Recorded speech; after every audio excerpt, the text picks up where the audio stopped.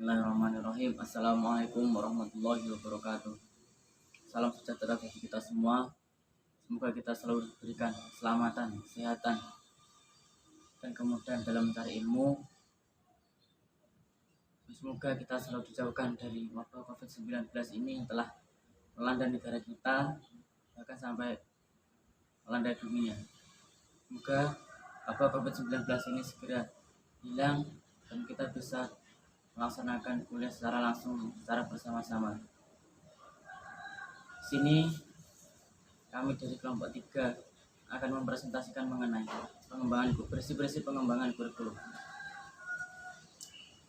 Pertama, kelompok kami terdiri dari 3 orang.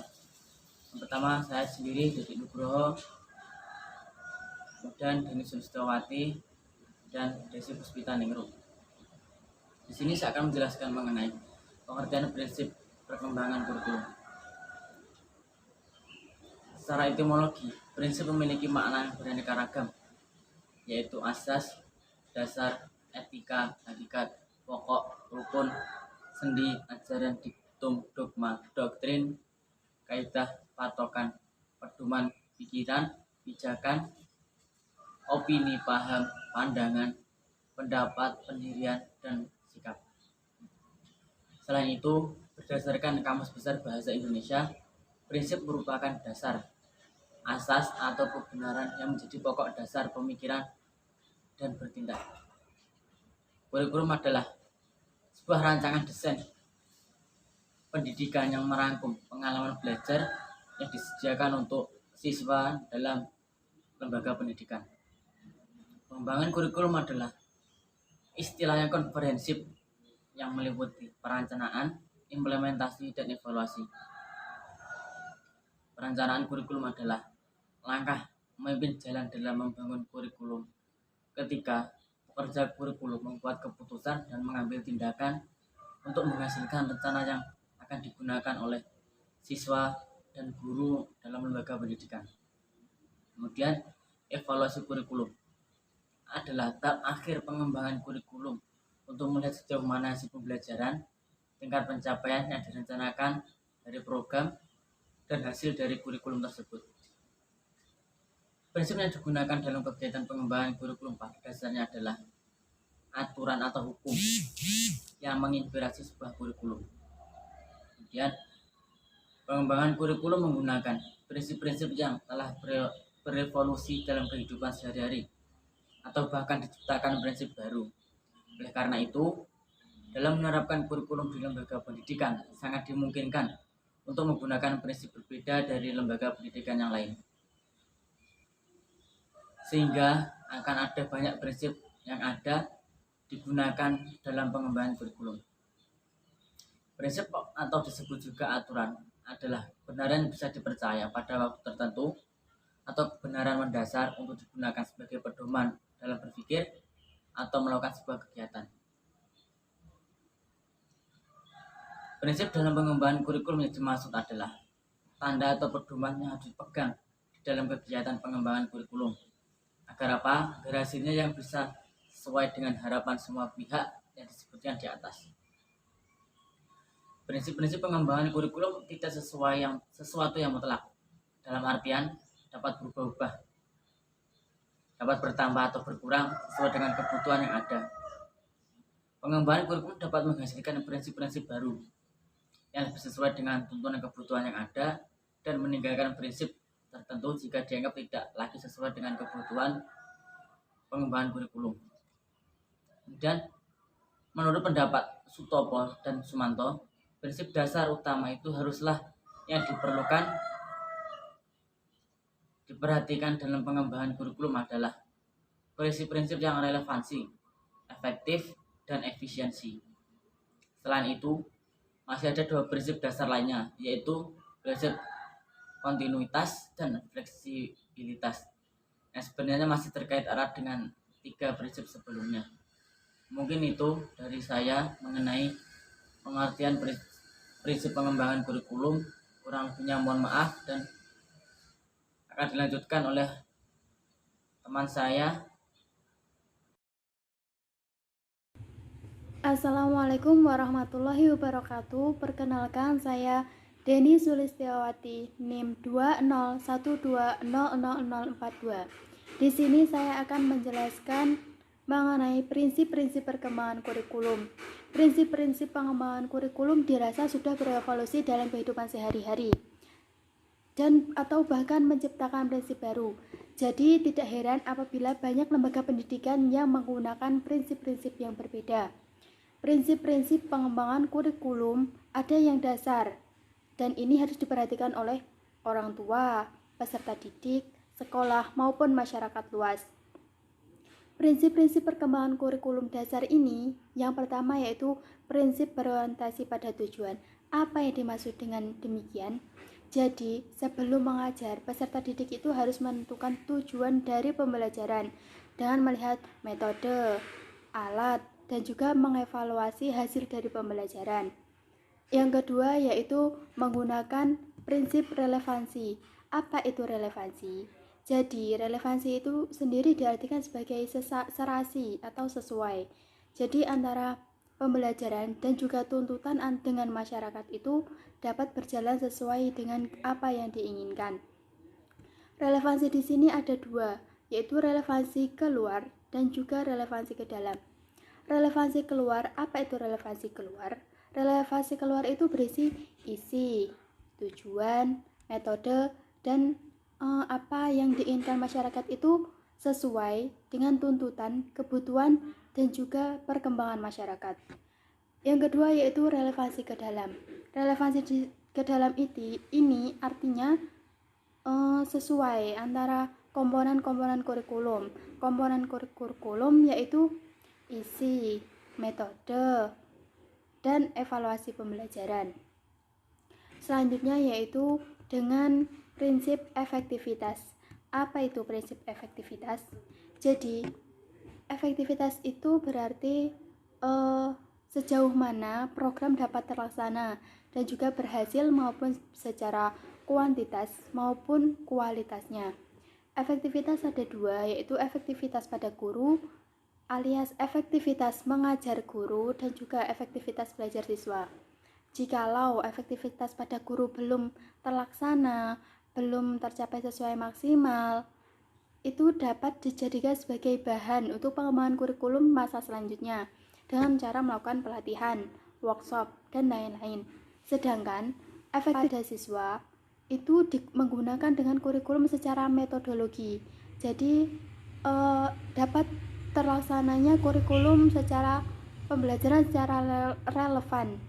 Jadi itu dapat sesuai dengan apa yang diinginkan sebelumnya. Selanjutnya yaitu menggunakan prinsip efisiensi. Apa itu efisiensi? Efisiensi di sini berkaitan dengan pembelajaran. Artinya waktu, tenaga, dan biaya yang dikeluarkan itu sesuai, tidak membuang-buang. Jadi sebaiknya menggunakan pengembangan kurikulumnya itu menggunakan prinsipnya yang praktis. Jadi tidak perlu biaya mahal. Selanjutnya yaitu menggunakan prinsip kontinuitas atau berkesinambungan. Apa itu artinya? Jadi artinya kontinuitas di sini yaitu adalah hubungan, yaitu adanya nilai keterkaitan antara kurikulum dari berbagai tingkat pendidikan, sehingga tidak terjadi pengulangan. Kan biasanya kalau terjadi pengulangan bagi guru maupun bagi siswa akan meningkatkan kejenuhan maupun kebosanan. Jadi akan membuat mereka malas belajar maupun hal lainnya. Selanjutnya yaitu menggunakan prinsip fleksibilitas. Apa itu? Artinya dari fleksibilitas itu sendiri yaitu tidak kaku dan juga memberi kebebasan. Kebebasan antara guru maupun peserta didik. Jadi mereka itu tidak tertekan. Mereka bebas untuk memilih program mana yang digunakan dalam pembelajaran. Selanjutnya yaitu menggunakan prinsip sinkronisasi. Apa itu? Jadi dalam pengembangan kurikulum itu ada kegiatan-kegiatannya seperti kurikuler, ekstrakurikuler, dan juga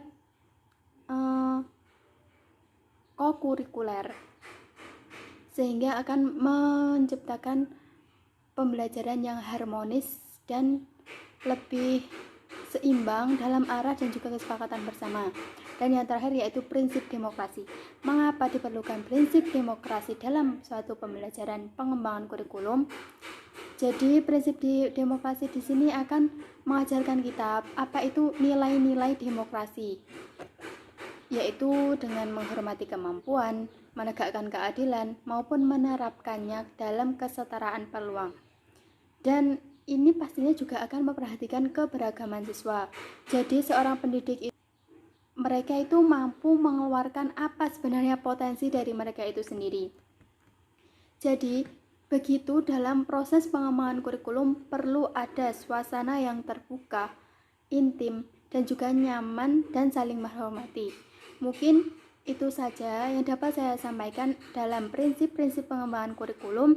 Materi selanjutnya akan dilanjutkan oleh rekan saya. Terima kasih. Wassalamualaikum warahmatullahi wabarakatuh. Assalamualaikum warahmatullahi wabarakatuh.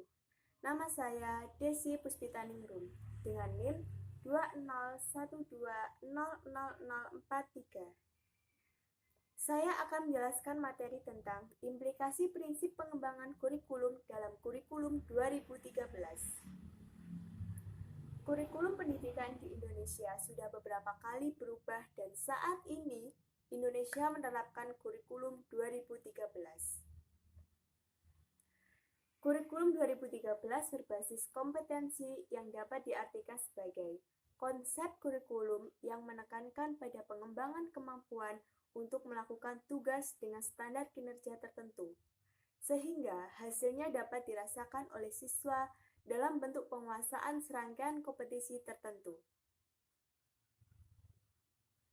Batasan definitif seperti itu dapat diinterpretasikan ke dalam kerangka dasar bahwa kurikulum 2013 mengarahkan pembelajaran dalam proses pengembangan, pengetahuan, pemahaman, kemampuan, sikap, nilai, dan minat siswa.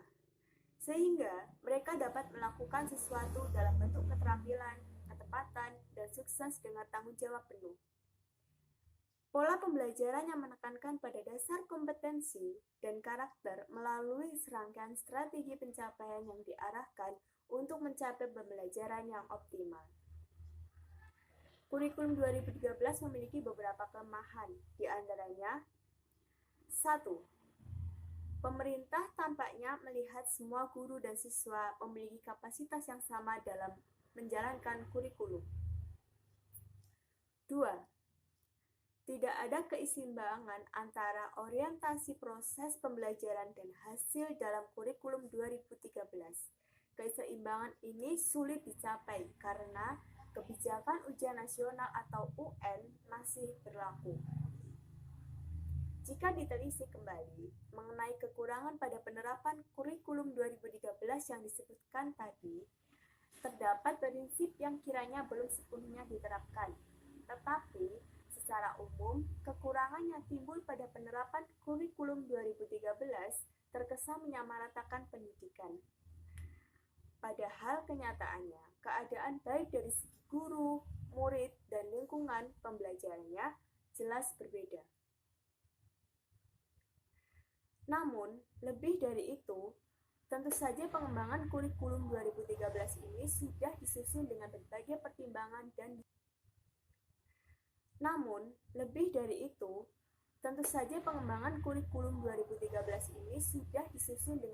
pertimbangan dan disetujui dari pihak yang berwenang.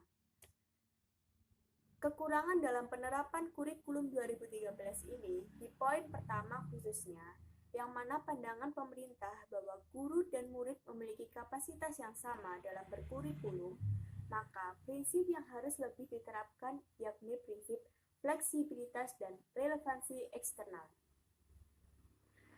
Hal ini dikarenakan kurikulum harus diterapkan secara fleksibel atau tidak kaku, baik dalam dimensi proses dan dimensi hasil yang diharapkan dan juga relevansi eksternal yang menunjukkan relevansi kurikulum dengan lingkungan siswa dan masyarakat, pengembangan kehidupan sekarang, masa depan, tuntutan, dan kebutuhan dunia kerja.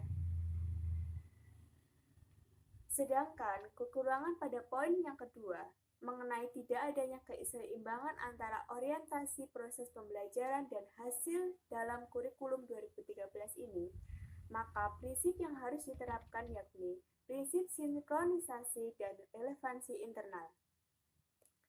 Hal ini dikarenakan kurikulum harus dikembangkan dengan membuat semua kegiatan diperlukan seperti kurikuler, ekstrakurikuler, dan kokurikuler, serta pengalaman belajar lainnya, yang dapat berjalan secara seimbang dalam arah dan kesepakatan yang sama, dan harus dikembangkan dengan upaya maksimal untuk semua kegiatan tersebut.